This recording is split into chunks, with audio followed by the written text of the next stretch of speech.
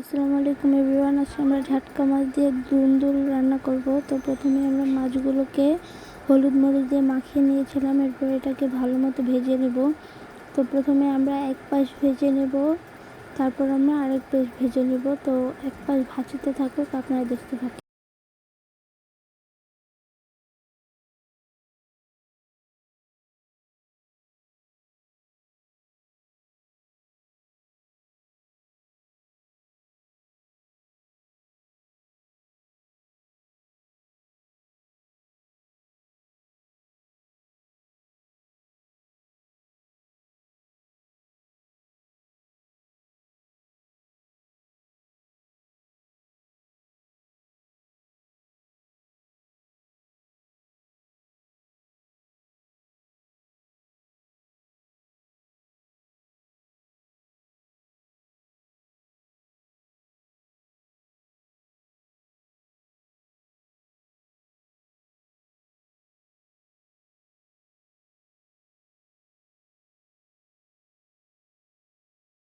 তো এক পাশ ভাজা হয়ে গেছে, এখন এটাকে আমরা উল্টে নেব।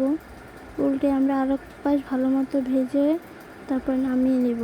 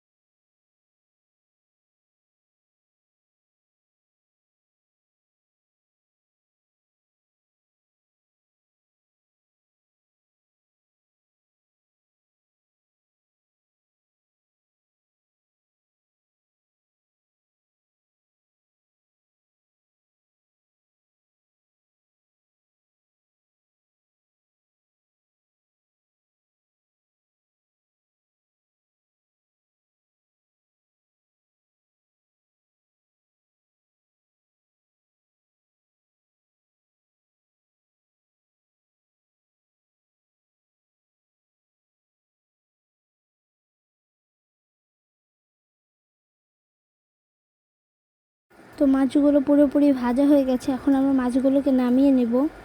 তো মাছগুলোকে নামানোর পর কড়াইয়ে তেল দিয়ে দেব, এরপর এর মধ্যে কাঁচামরিচ কুচি এবং পেঁয়াজ কুচি দিয়ে দেব। এরপর এটাকে ভালো মতো নেড়ে চেড়ে নেব। নাড়াচাড়ার পর এর মধ্যে আমরা দিয়ে দেব হচ্ছে লবণের গুঁড়া।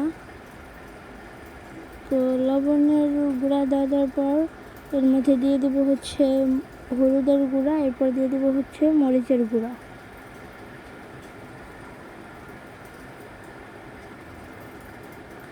এরপর এর মধ্যে পানি দিয়ে দিব সামান্য পরিমাণে, একটু ঝোলের জন্য।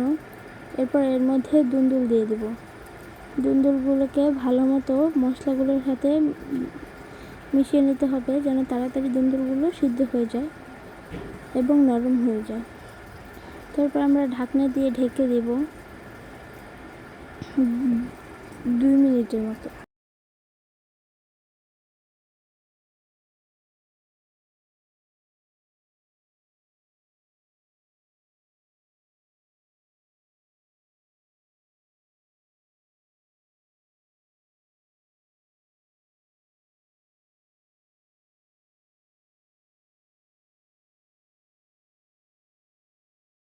2 মিনিট পর আমরা ঢাকনা উঠিয়ে নেব। তো ঢাকনা উঠিয়ে আবার এটাকে ভালো মতো নেড়ে চেড়ে নেব। তো এটাকে ভালো মতো নাড়াচাড়া হয়ে গেলে এর মধ্যে এটা আবার ঢাকনা দিয়ে ঢেকে দিব আবার 5 মিনিটের জন্য। তো 5 মিনিট পর আবার ঢাকনা উঠিয়ে এটাকে আবার নেড়ে চেড়ে নেব। তো নাড়াচাড়া হয়ে গেলে ভালো মতো তন্দুরগুলো হয়ে গেলে এর মধ্যে আমরা আমাদের যে ভাজা মাছগুলো ছিল সেই মাছগুলো দিয়ে দেব। অনেকক্ষণ রাখার ফলে কিন্তু দুন্দুলের যে পানিটা থাকে এখান থেকে কিন্তু বেশ কিছু ঝোল হয়েছে। তো এরপরে মাছগুলো দিয়ে দেব, মাছগুলো দিয়ে হালকা হালকা করে উপরে দিয়ে দেবো এবং ঢাকনা দিয়ে ঢেকে দেবো 5 মিনিটের জন্য। 5 মিনিট পর আবার ঢাকনাটা উঠিয়ে এটাকে আবার হালকা হালকা করে নাড়া দিয়ে দেব। তো মাছগুলোকে একটু উল্টে পাল্টে নিব, মাছগুলো যেন না ভাঙে সেটার দিকেও খেয়াল রাখবো। তো একটু নাড়াচাড়া দেওয়ার পর এটাকে আবার আমরা ঢাকনা দিয়ে ঢেকে দেব, ভালো মতো নাড়াচাড়া দিয়ে দেব। এটাকে ভালো মতো হবার জন্য এরকম ভালো মতো সুন্দর মতো নাড়াচাড়া দেওয়া লাগতেছে।